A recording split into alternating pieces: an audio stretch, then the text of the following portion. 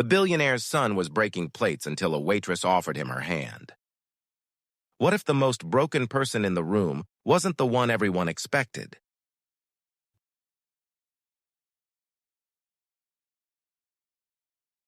The crystal plates shattered against the marble floor like frozen tears, each crash echoing through the elegant dining room of Rosewood Manor. Daniel Chen stood.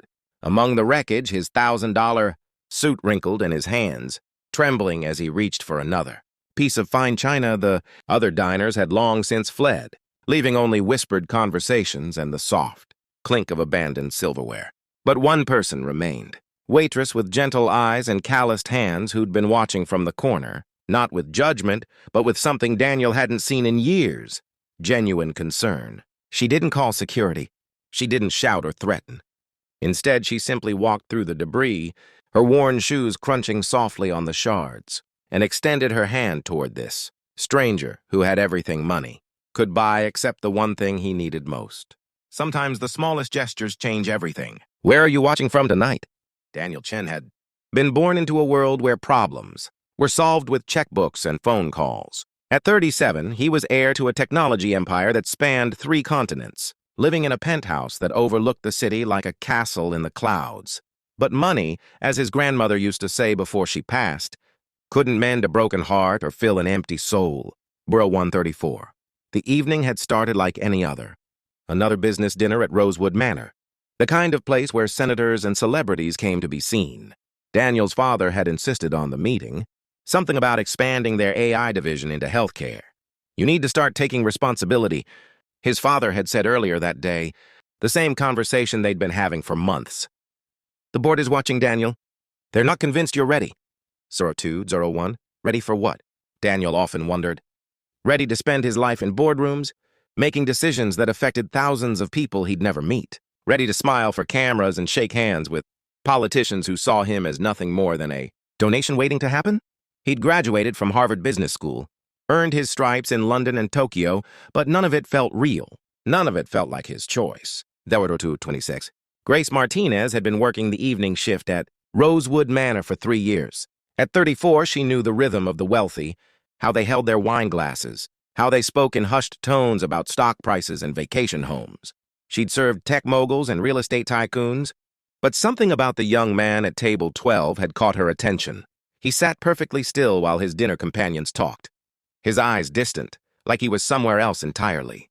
She'd noticed him picking at his salmon, barely touching the expensive wine.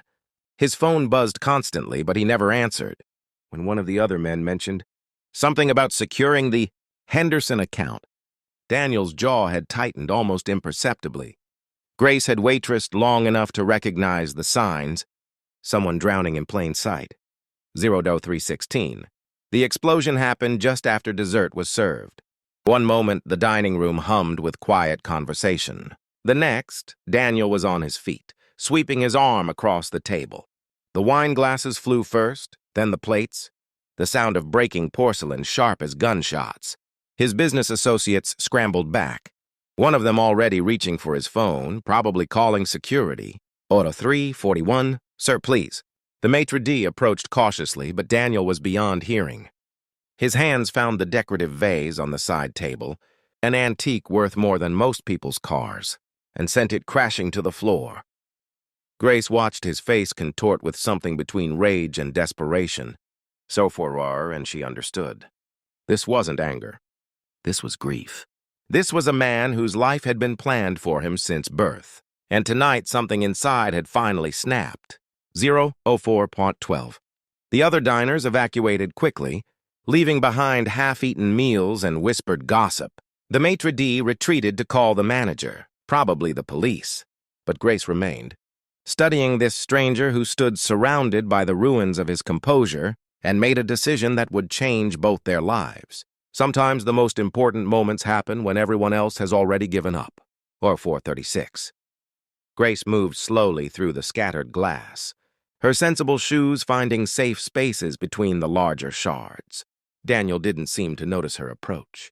He was staring at his hands as if they belonged to someone else, his breathing shallow and quick. Up close, she could see the exhaustion etched around his eyes.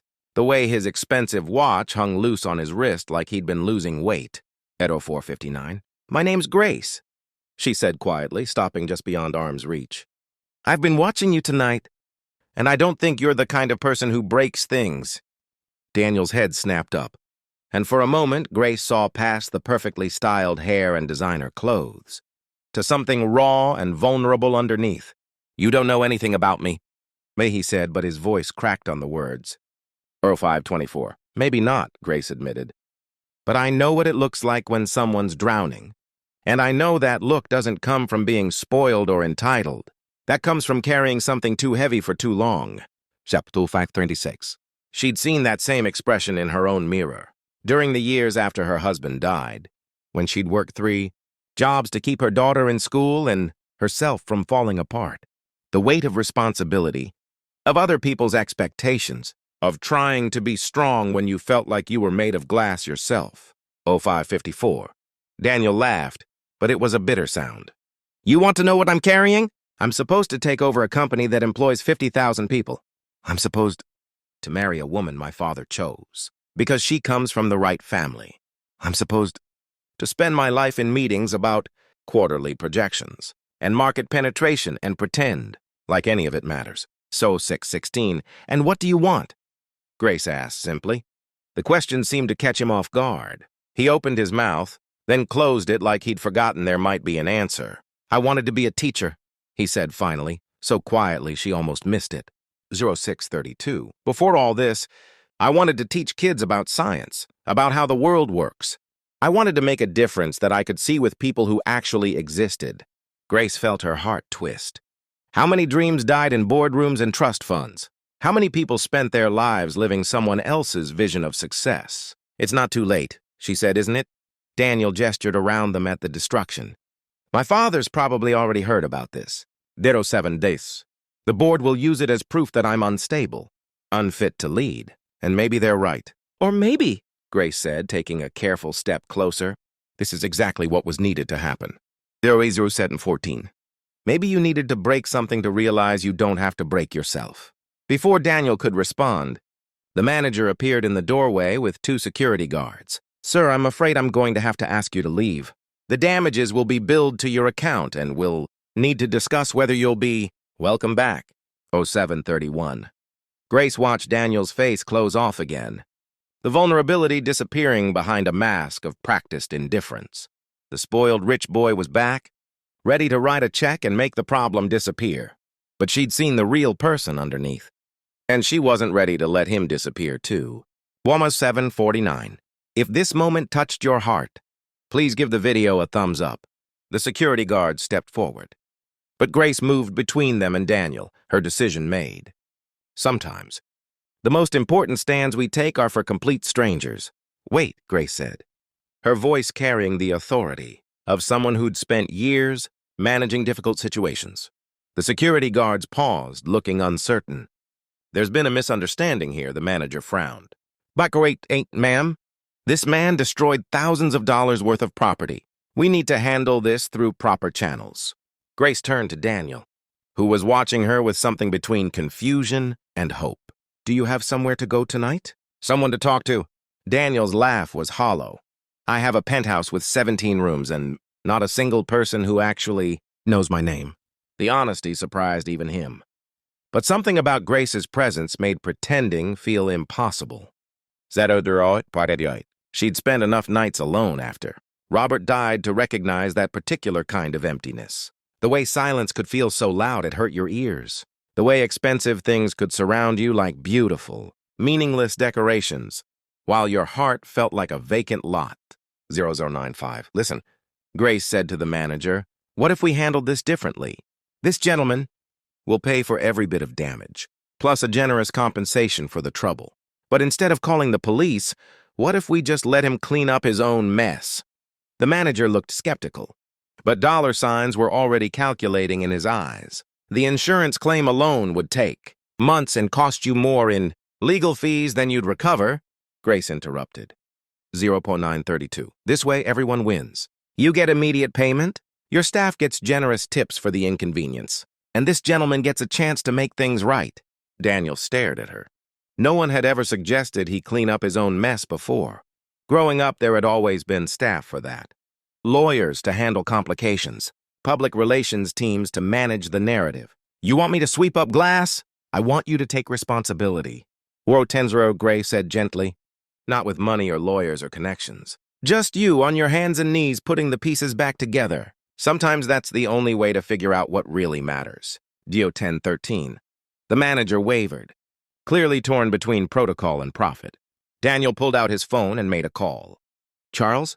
Yes, it's Daniel. I need you to wire $50,000 to Rosewood Manor immediately. Call it a donation for their renovation fund. He hung up and looked at the manager. Bell 1033. Will that cover the damages in everyone's discretion? Money had a way of smoothing over awkward situations, and within minutes, the security guards were dismissed. And the dining room was cleared of everyone except Grace, Daniel, and a small army of cleaning supplies. Grace handed him a broom. You start with the big pieces. I'll get a dustpan. Nero 1054. As Daniel knelt among the wreckage of his outburst, something shifted inside him. The sharp edges of the broken glass reminded him of his own fractured life. Beautiful on the surface, but dangerous to handle carelessly. Why are you helping me? He asked. 01111. Because, Grace said, kneeling beside him. 3 years ago, someone helped me when I was breaking apart and it saved my life. Sometimes we're just supposed to pass it forward. Have you ever faced something like this? Let us know in the comments. Daniel picked up a piece of crystal, watching how it caught the light even in its broken state. Maybe some things were more beautiful after they shattered. 1135. For the next 2 hours, they worked in comfortable silence, collecting fragments of china and crystal. Daniel's expensive suit was ruined within the first 20 minutes, but he didn't seem to notice. His hands, soft from a lifetime of privilege, developed small cuts from the sharper pieces, but he kept working. Grace watched him, discover something he'd never learned in all his years of business. School, the strange satisfaction of honest labor. 1201. Tell me about teaching, Grace said as they tackled the larger shards near the window.